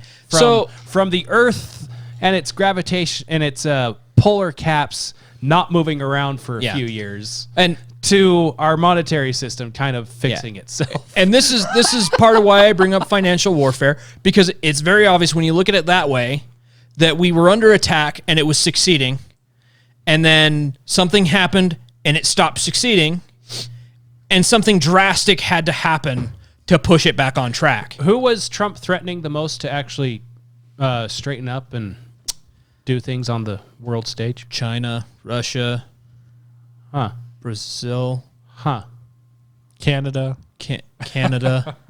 Wait. So not only that. So he goes into office and he destroys ISIS. They are no longer a news story because And it was all of a sudden. It was like overnight. because he said, "Why aren't we using this Moab thing? That sounds real cool. Mother of all bombs. Seems like we should be using that." It seems like something that should glass a desert. So he proceeded to flatten mountains to get rid of ISIS. And then he turns around and says, Russia, knock it off. China, knock it off. Bad deals all around. All of a sudden, things start straightening out. Yeah. Oh, and by the way, he also negotiated peace in the Middle East to a large degree. That was amazing. Saudi Arabia doesn't bat an eye at doing whatever the U.S. He ended the Korean War. That was pretty great. Yeah. And then and then COVID happens. Mm-hmm. And our economy? Definitely wasn't planned. Yeah. And then Trump gets replaced by, I mean, I don't know what else to call him but a puppet. That answers to China. And now, and in the middle of oligarchs. that, with the weakest president we've ever had in the history of our great nation, BRICS is taking applications. And who's on their application list but Saudi Arabia. the only nation in the world that can tank our entire economy. So let me ask you a with one question. move. So this is all. You call it financial warfare. Yeah, Is this a long game or a short game? long game. it's been going on since about 2001. At least. Well, yeah, I'm saying once they actually have the currency, are they going to try to tank the economy? Well, it's a long game so- until it's not. Yeah, it's always a long game until it's not. So they already have the currency. They've already basically developed it. They just haven't And it fully is launched backed it by yet. gold. And it is backed by gold. Mm-hmm. They've been purchasing up gold and preparing gold for it for a while now between the 5 nations. And with 44 nations joining them, they're going to end up with over 50% of the land mass. And I believe the estimation I saw was around 80 to 90% of the population of the world. Yeah, those countries that you listed just in the BRICS acronym, like you said, it's about 27% of the world GDP. Yep. But China makes up the vast majority of that. Yep. China and India. Well, no, India is only about 3% of the world economy. Yes, but India provides the majority of the population That's true. density. That's absolutely true. China and India are pretty much neck and neck at this point in terms of population. Yeah. And with China, Russia, and Brazil bolstering the economics of India, India will quickly increase from there. Anyway, my point But is, anyway. I've been following the mainstream, what they're saying about this sort of thing. The mainstream does not seem concerned about this. No. And once again, I think the reason that's a mistake is because, well, they may be right in the sense that, yeah, they're playing a long game. And so even when this happens, it's kind of like when we just unbacked the US dollar from gold. In the short term, nothing happened. Yeah, it was 20 years from the time that we cut ties with the gold standard before the thing that he implemented in between the gold standard and the Bretton Woods, before that collapsed. And then it was 20 years from the implementation of Bretton Woods before Bretton Woods collapsed. Yeah.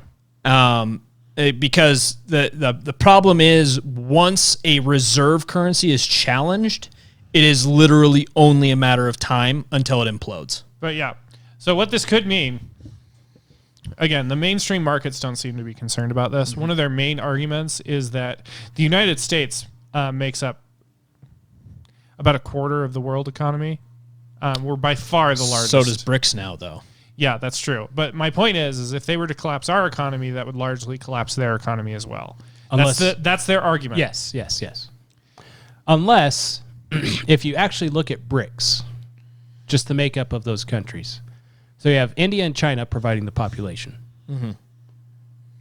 You have China providing the production for most critical things the world needs. Yeah. From medications to electronics. Yeah. You have Russia providing the oil. And Saudi Arabia. and Saudi Arabia. Well, at that I'm just point. talking about BRICS. Yeah, BRICS itself. just the BRICS original proper. 5.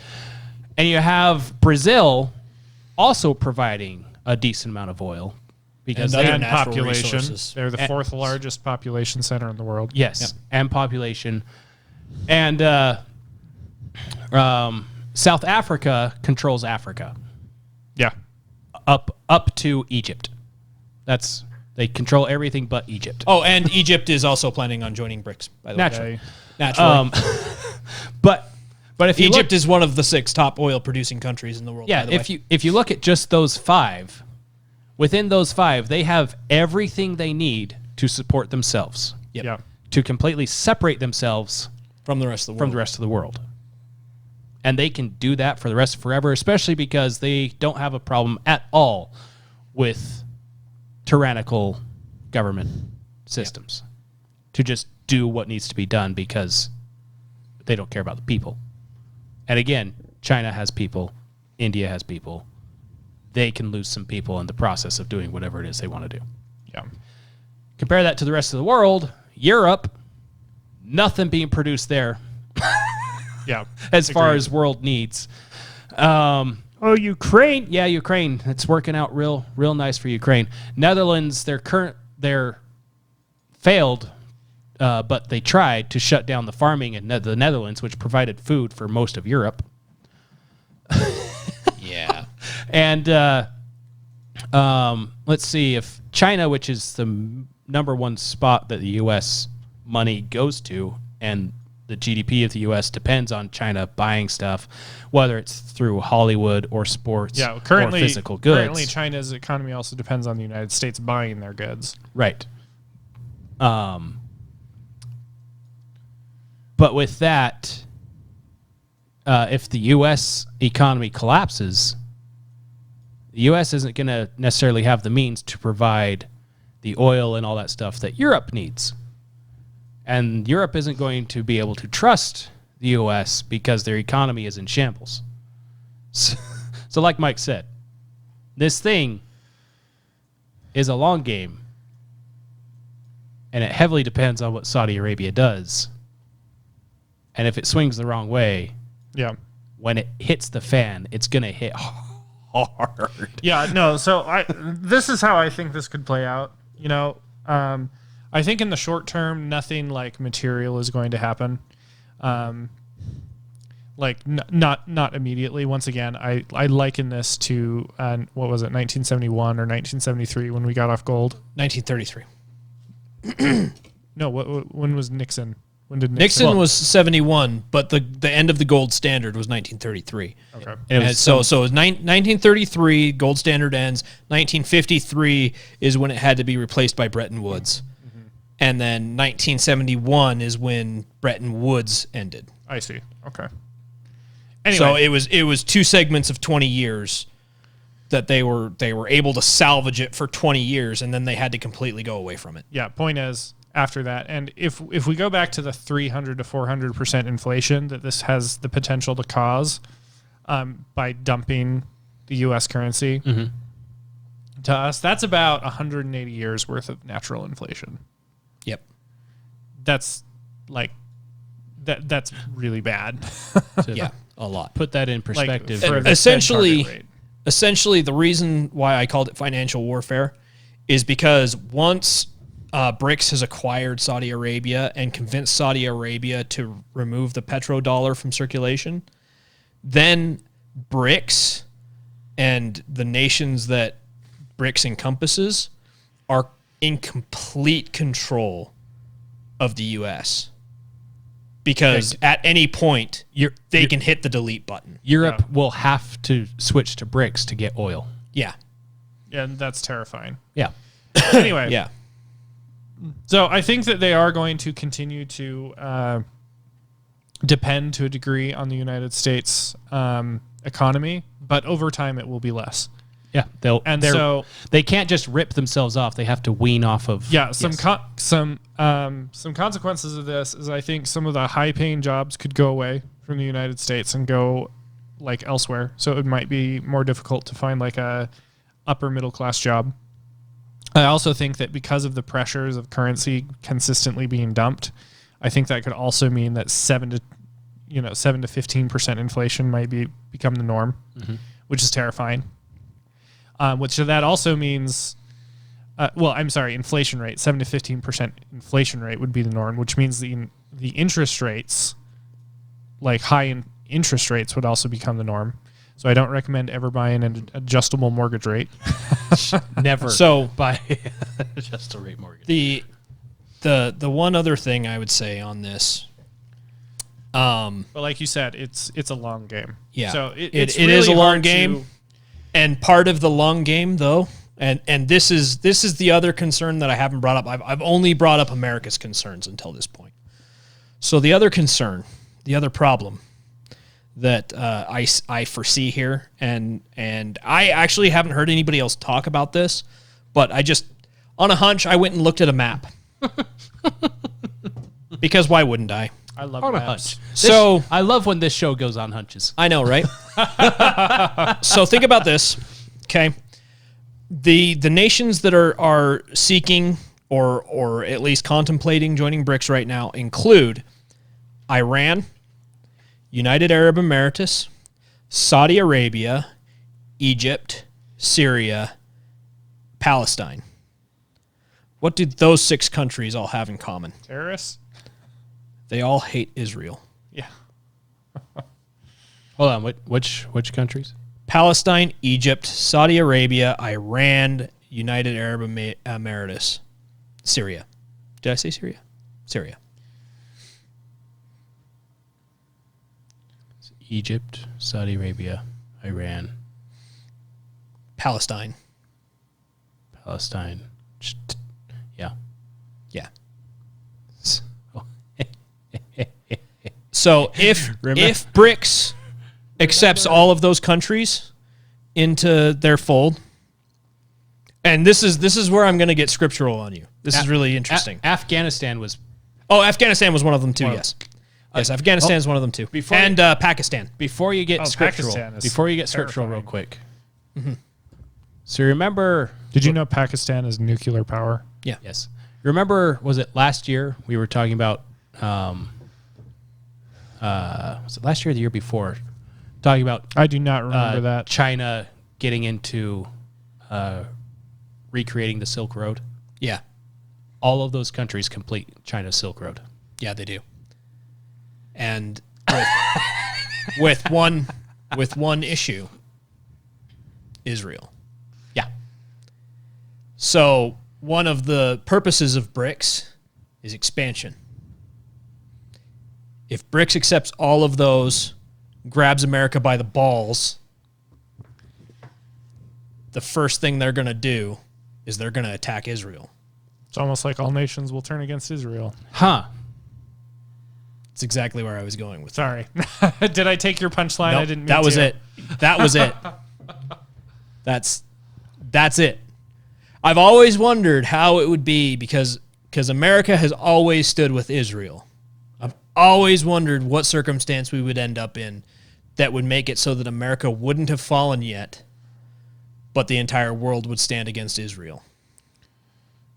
There And it it is. would be Yeah. America's. No, I can see that. America's been neutered America has been and neutered. can't stand with Israel. Yes.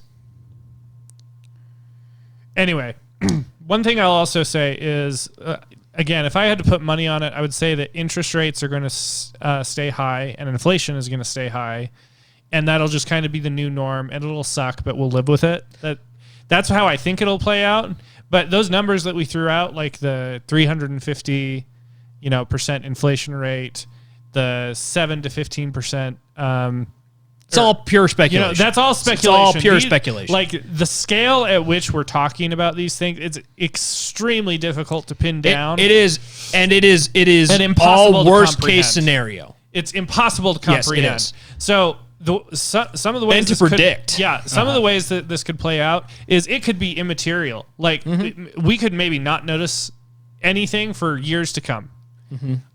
That's one option. Another option is like I predicted, just high inflation rates, but kind of like I would say if I had to put a guess on it, and it would just be a guess, just a guess, based on what I know of history, what I've seen, what I've looked at here, this information that I've brought to the podcast and the research I've done on it. My outside guess would be somewhere around 20 to maybe 30 years. For all this devastation But to take for place. all of this to totally take place. And that's if BRICS decides to play the long game, which they might not, simply because all of their leaders right now are getting old. Sure. Yeah.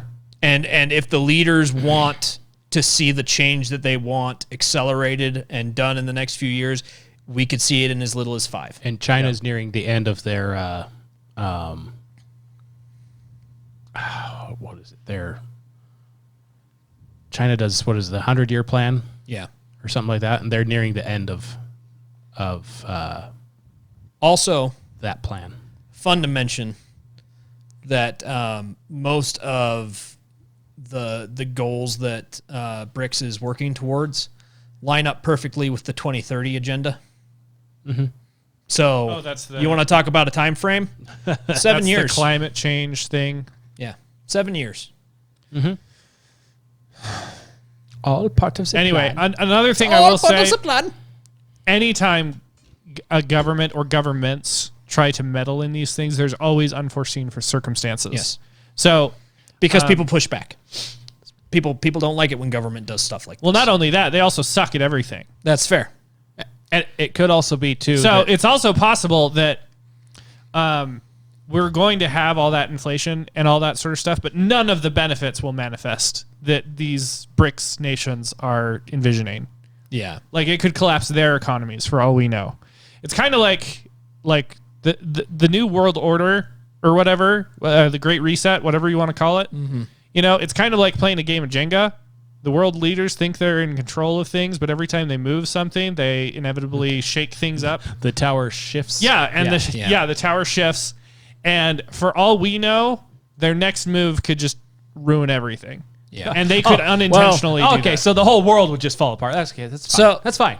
So the interesting thing about it is that it's actually kind of impressive, the intelligence that goes into the kind of plan it would take to accomplish something like this against America. Yeah.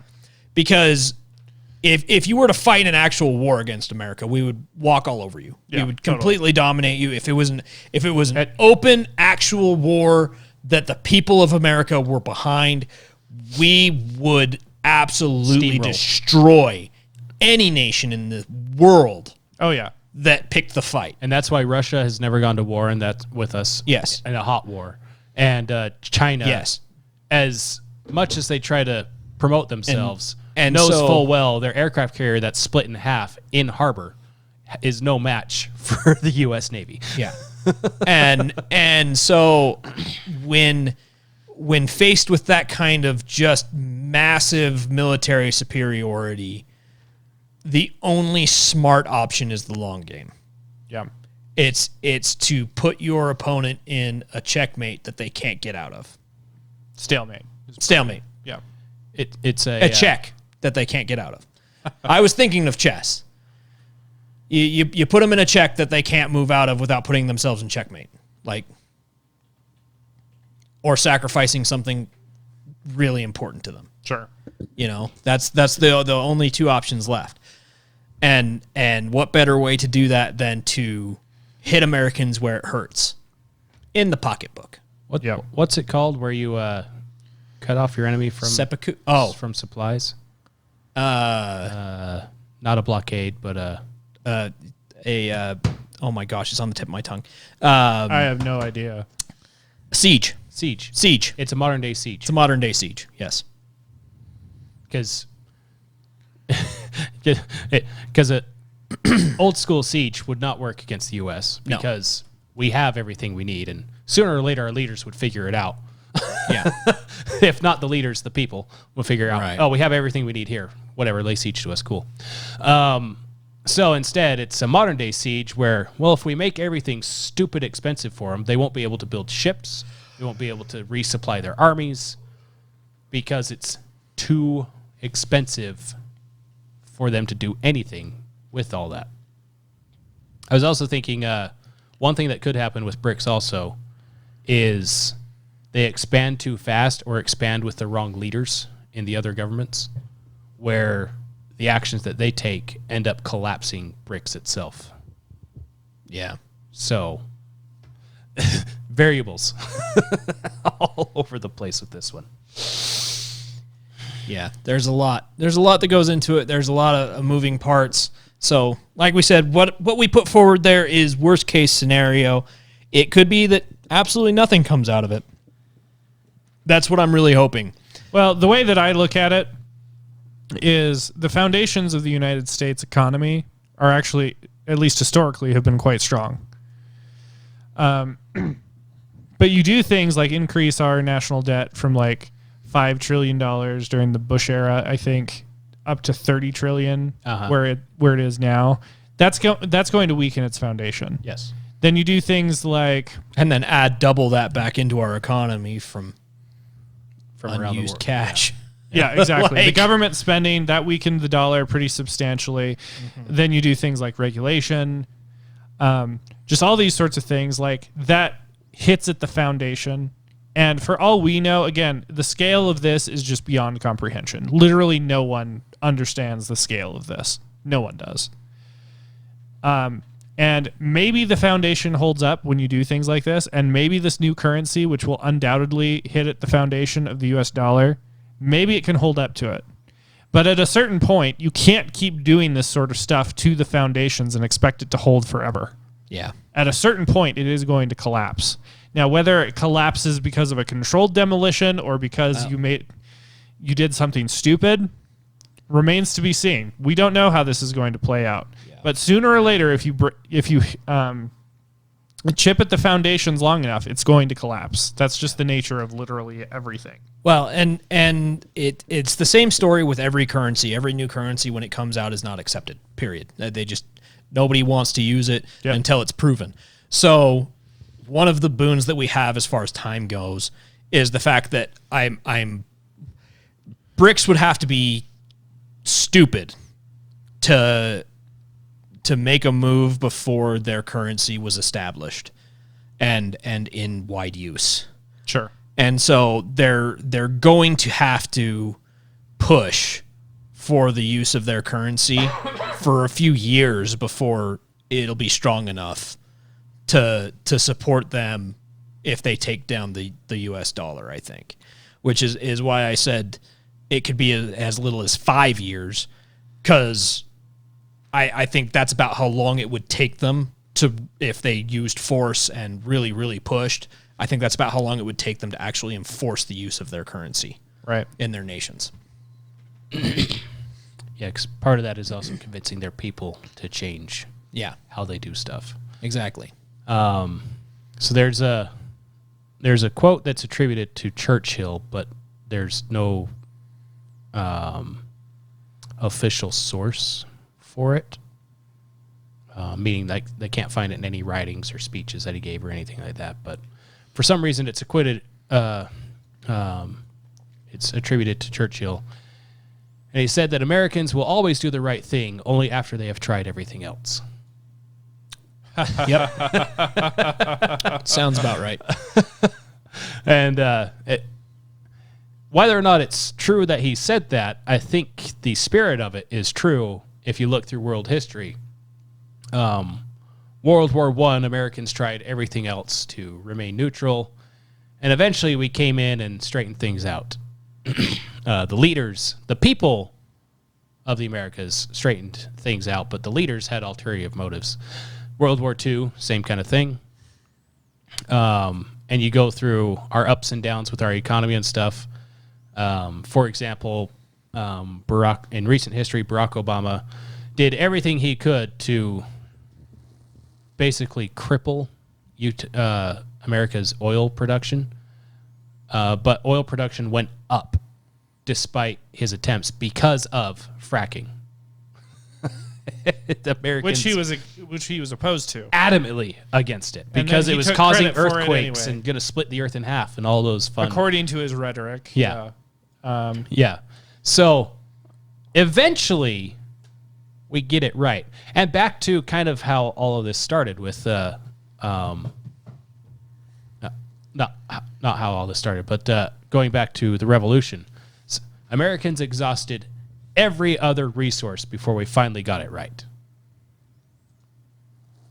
And Sounds about right. It's so far what happened almost 250 years ago now has held strong despite everything the world has thrown at it.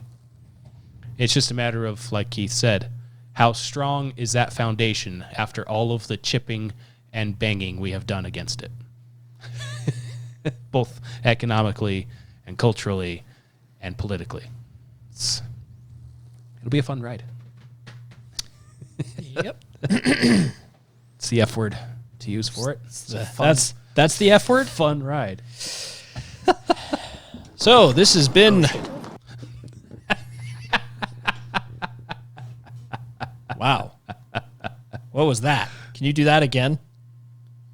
Father? Oh, shit. Oh, there we go.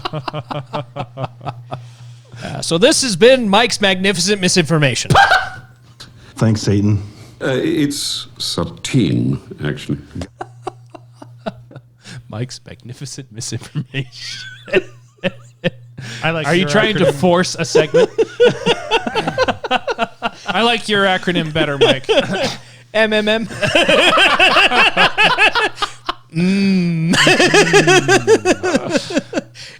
The best part is, depending on what's said in the segment, it changes the way that you say that acronym. It's either or Yes. See? Yes. And the tone changes what it was that you got out of it. And my English teacher said that you can't say different things with the same word in English. Yeah. Dude. There. Ah! There, I said to the grammar Nazi to comfort him. Oh, that's great. Well, like, subscribe, follow, and know that nothing we say is any form of financial advice or Not anything. in the slightest.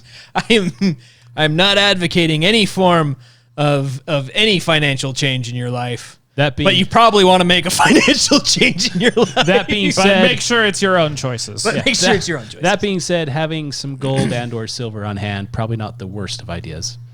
Possibly not. And I once, when I used to teach Sunday school, once told the kids when we were talking about emergency preparedness, something or other, I pointed out that whether you're camping or in an emergency, it's always good to have on hand toilet paper, which was proven right in 2020. Yes. And cigarettes and alcohol in your storage. Because there's going to be people that need a cigarette and that need some alcohol, and they will trade anything. What's the And not only that, but alcohol can be used as an antiseptic. what's the shelf life of cigarettes? Do you happen to know that? From So long as they emergency stay dry, preparedness? basically forever. Nice. Yeah, I was gonna say it doesn't matter; they're gonna kill you anyway. So Oh, my wife smoke would one. freak out. I would be like, "Honey, good news! I bought some cigarettes." I used to have cigarettes. She'll freak out Probably get some until more. you're able to. It's like, no, honey, it's for emergency preparedness. She's obviously never been to prison. yeah, Stuff as good as gold. a pack of smokes will get you a lot in an emergency. That's good to know. No, that's sound advice. I'm is totally sound gonna add, advice. I'm It's totally totally gonna sound add advice. cigarettes And to my alcohol food storage. lasts a long time. Cigarettes last a long time. Toilet paper lasts a long time. Everybody's got to wipe their butt. Not everybody needs alcohol or cigarettes, but they do. There's a lot out there. They're willing to and trade They're for willing it. to trade. Yes. And with recent developments in our country, I would say maybe a little bit of weed. I mean, For emergencies. For emergencies, of course. Of course. Of course. In Minecraft. Yes. A little housekeeping. Oh, did you know that you could buy an IRA, like a gold IRA, like roll your IRA over into a gold IRA? Yes, Yes. I did know that. I didn't know that The more you until know. last week when I started figuring all this shit out. And I was like, what can I do? Oh, I found things. But yeah, a little housekeeping is you might start seeing 2 episodes from us a week because we're thinking of kind of splitting this up where we'll have an hour with news-related thingies. And then an hour of basically what we just did, which may or may not include frivolous things or serious. I say we play Cash Flow next time. Or playing Cash Flow. I do have that board game, actually. I have that board game too. Yeah. Both versions of it. It was 2 of the versions of it. Anyway, isn't it like $100 on eBay these days? I don't know. It was like $70 on their actual it was like, website. It was like an expensive board game. It is a pretty expensive board game. You might be seeing that. So then if you're... It's a free app, or $1.79 for an app, though. Oh, no kidding. You can buy the app. You can buy an these app days. for it. Oh, cool. Anyways, so if you're a picky, choosy kind of person, or for some reason you can't figure out how to listen to an hour and then get on with your life and listen to another hour, we will split it we'll for split you. it for you. We'll do we the will work cut for your you. cake into pieces that you can have too. And then you can have your cake and eat it as well. Yes. But yeah, watch for that. What the hell is even that? May start next week. It may start the week after that. I don't know. We'll figure it out. But yeah, that's it. Nazi fags. Thanks, Joe. Thanks, Joe. For all of it. All of that. Like, subscribe, follow, social medias, links in the description, blah, blah, blah. Bye!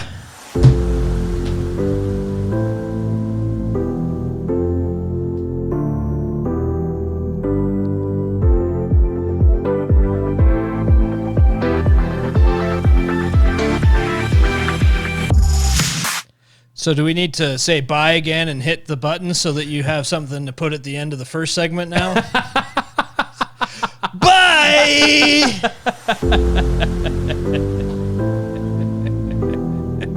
You're the devil.